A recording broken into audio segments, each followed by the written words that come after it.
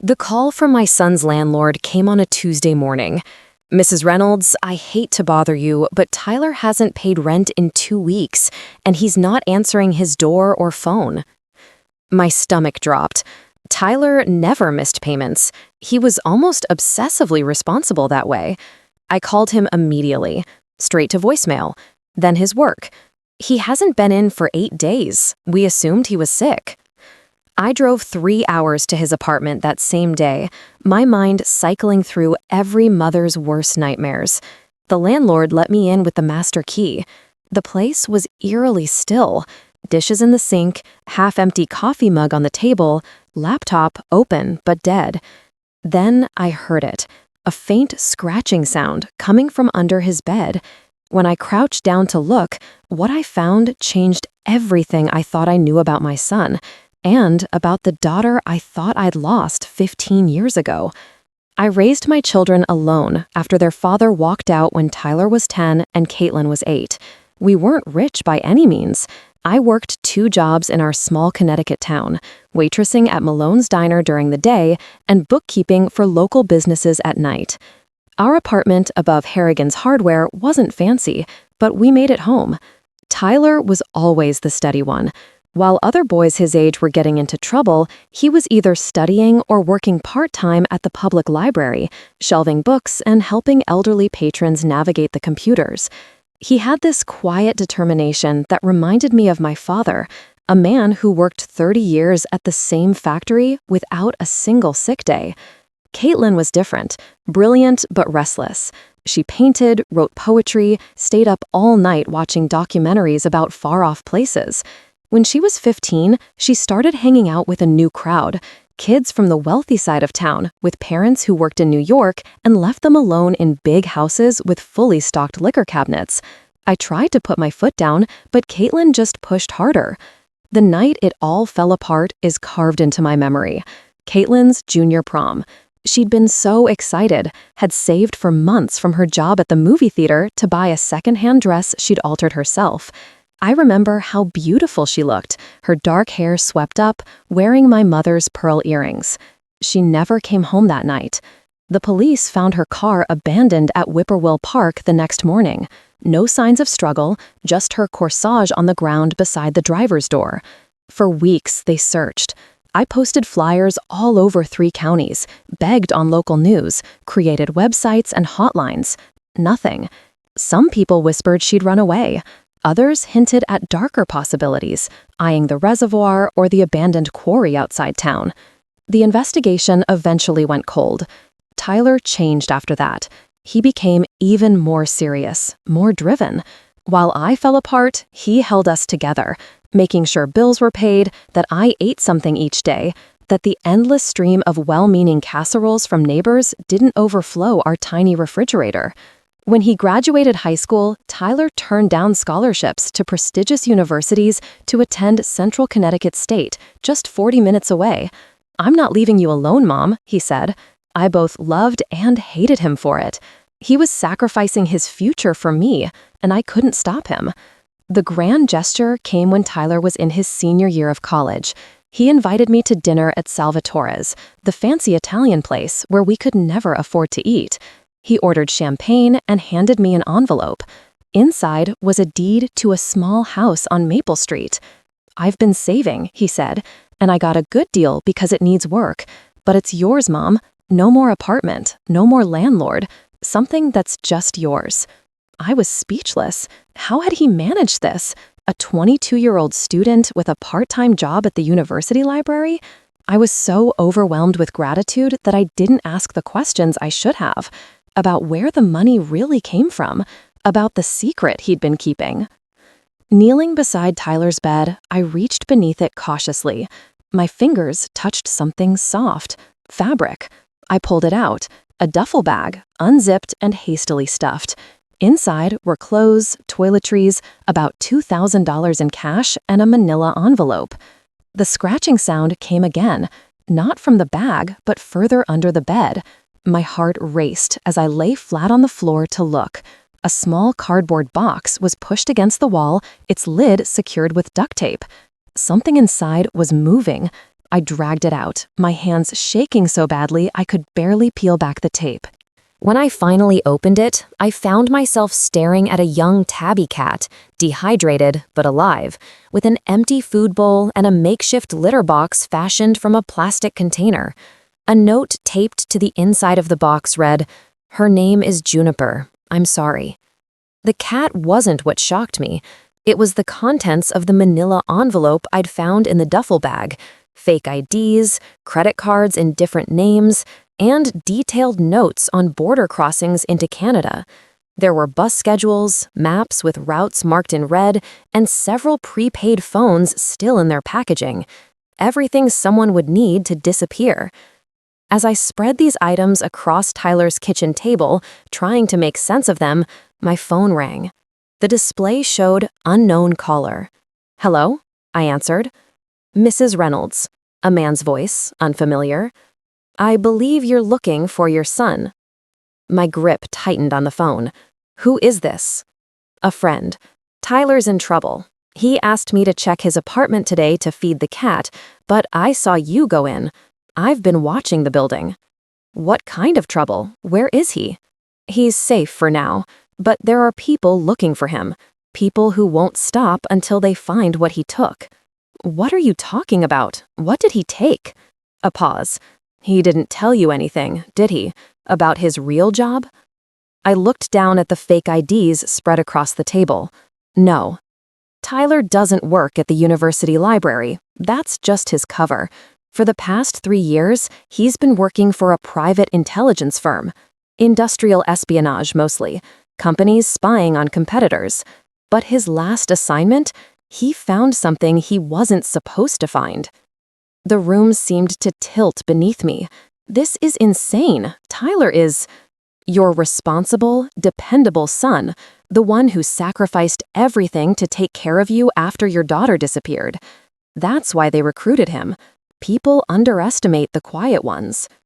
I sank into a chair, the cat, Juniper, rubbing against my ankles. What did he find? Information about your daughter. The world stopped. Caitlin? She didn't run away, Mrs. Reynolds. She was taken. And the people who took her are the same people Tyler was working for. I couldn't breathe, couldn't think. That's not possible. That was 15 years ago. She would be 30 now. Yes, and until 3 weeks ago, she was being held at a private facility in New Hampshire. Tyler found her file while searching for something else.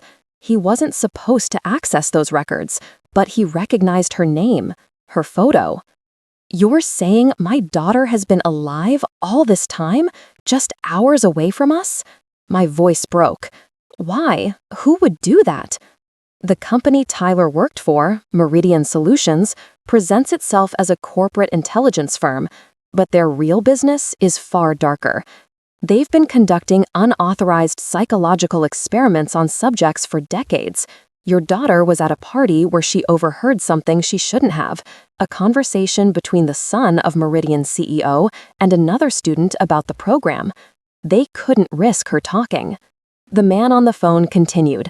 Tyler gathered evidence, accessed restricted files. Then he did something incredibly dangerous. He went to the facility and got her out. Where are they now? My voice was barely a whisper. I can't tell you that over the phone. But Tyler left something for you. Look in the inside pocket of the duffel bag. I fumbled with the bag, finding a small leather-bound notebook in the pocket he described. Inside was Tyler's neat handwriting, pages of it. That's everything he discovered. Names, locations, evidence of what they've been doing. He left it for you in case something happened to him. I need to see my children, I said, my shock turning to determination. That's why I called. Tyler sent me to bring you to them, but we have to be careful. Meridian has resources, connections with local police. They've reported Tyler as a dangerous employee who stole company property. There's a warrant out for his arrest. How do I know I can trust you? Page 63 of the notebook. Tyler wrote a message for you there, something only you would understand. I flipped to the page with trembling fingers. There, in my son's handwriting, Remember the night we ate ice cream for dinner after the electricity went out during the blizzard of 2010? You said sometimes the worst nights turn into the best memories. It's time to make new memories, Mom. All three of us. Tears blurred my vision. This was real. My daughter was alive. My son had found her. And they were both in danger. What do I need to do? I asked. Pack only what you absolutely need. I'll be outside in a blue Honda Civic in 15 minutes. If I'm not there or if anyone else approaches you, go straight to the bus station and call the second number written on page 70. Don't use your credit cards. Don't call anyone else. The line went dead. I stood in my son's apartment, surrounded by evidence of a life I hadn't known he was living, with a cat I didn't know he owned, preparing to flee to meet the daughter I'd thought was dead for 15 years. The blue Honda pulled up exactly 15 minutes later. Behind the wheel was a young man with thick glasses and a nervous demeanor, hardly the shadowy operative I'd imagined. "I'm Eric," he said. "I worked with Tyler in the records department. Not many of us know what the company really does." We drove for hours, heading north through Massachusetts and into Vermont, taking back roads, switching vehicles at a truck stop where another friend waited with keys to a nondescript white van. Eric checked constantly for tails, made me power off my phone and remove its battery. Night had fallen by the time we reached a remote cabin surrounded by dense pine forest. A single light burned in the window. My heart pounded as we approached. The door opened before we reached it. Tyler stood there, thinner than I remembered, dark circles under his eyes, a gun visible in the waistband of his jeans. "Mom," he said, his voice breaking. I rushed to him, held him tight, questions tumbling out between sobs. "Are you okay? Is it true? Is she really?" "She's here," he whispered. "But Mom, you need to prepare yourself. She's not the same." He led me into the cabin's small living room. A woman sat in a chair by the fireplace, wrapped in a blanket despite the summer heat. Her hair was cut short, almost a buzz cut, and she was painfully thin, but I knew her instantly. "Caitlin," I breathed. She looked up, her eyes, my mother's eyes, focusing on me with an intensity that was almost frightening. "They said you were dead," she said flatly. "They showed me newspapers, a funeral." I fell to my knees before her, reaching for her hands. She flinched away. "What did they do to you?" I whispered. "Mom," Tyler interjected gently, "we don't ask her that. Not yet. The doctors will help when we're somewhere safe." I nodded, trying to comprehend the magnitude of what was happening. My daughter was alive, but damaged in ways I couldn't understand. My son was a fugitive, and we were all in danger. We talked through the night. Tyler explained everything, how he'd been recruited during college by what he thought was a legitimate intelligence firm, how he'd discovered their real activities while working on a corporate espionage case, how he'd found Caitlin's file in a restricted database. They kept detailed records of the experiments, he said, his voice hollow. Psychological conditioning, testing the limits of human adaptation to isolation, stress, false information, creating programmable personalities. Caitlin wasn't the only one. There were dozens. "Why?" I asked. "Why would anyone do this?" "Military applications," Eric interjected. "Developing techniques to break enemy agents, create deep cover operatives who believe their cover stories completely. Meridian sells the research to private military contractors, foreign governments." Caitlin listened silently, sometimes nodding, sometimes closing her eyes as if in pain. "I couldn't leave her there once I knew," Tyler said. "I spent weeks planning, gathering evidence, setting up escape routes. But someone must have noticed my searches, the files I accessed." "They'll find us," Caitlin spoke suddenly. "They always find the runners." "Not this time," Tyler insisted. "We have something they don't know about." He opened his laptop, typed in a complex password. "I didn't just take Caitlin. I took everything. Research data, financial records, client lists, video evidence, enough to destroy Meridian and everyone involved." Tyler encrypted it all and set up a dead man switch, Eric explained. If anything happens to us, the information goes to journalists, federal agencies, international courts. It's our insurance, Tyler said, but it's not perfect. They're still hunting us. A sound outside made everyone freeze. Headlights swept across the cabin windows as a vehicle pulled up the drive. "Get down," Tyler hissed, drawing his gun.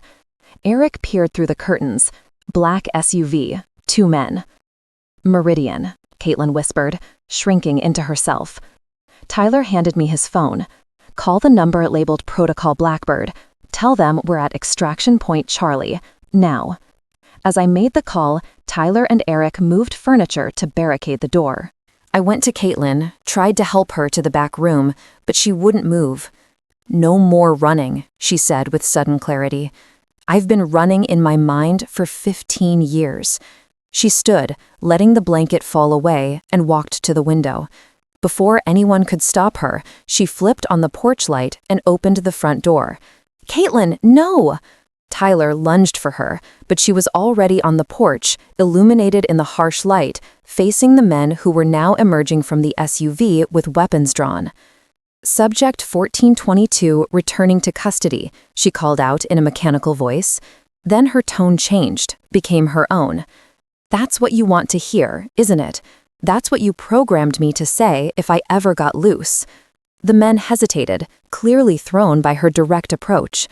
"But here's what you didn't program," she continued. "I remember everything.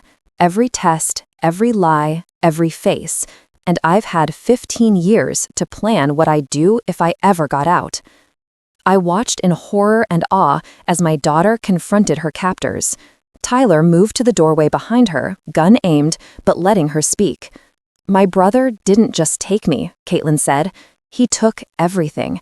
Every dirty secret, every illegal experiment, every payoff. And it's already out there, being decoded piece by piece even as we speak. You're finished." One of the men raised his weapon. "Come with us now, and perhaps we can—" The sound of helicopters cut him off. Bright spotlights suddenly illuminated the clearing as 2 black helicopters descended. Men in tactical gear fast roped down, surrounding the Meridian agents. "FBI," they shouted. "Drop your weapons, hands where we can see them." Tyler lowered his gun, relief washing over his face. "Right on time," he murmured. As the Meridian agents were handcuffed and led away, a man in a suit approached us. "Agent Calloway, FBI," he introduced himself. "We've been building a case against Meridian for years, but never had enough evidence until Mr. Reynolds contacted us." He looked at Caitlin with genuine respect. "Ms. Reynolds, when you're ready, your testimony will be invaluable." Caitlin nodded, then turned to me. For the first time, she reached for my hand. "Let's go home, Mom," she said. "The real home, not the one they put in my head." The next weeks unfolded in a blur of safe houses, debriefings, medical examinations, and legal meetings.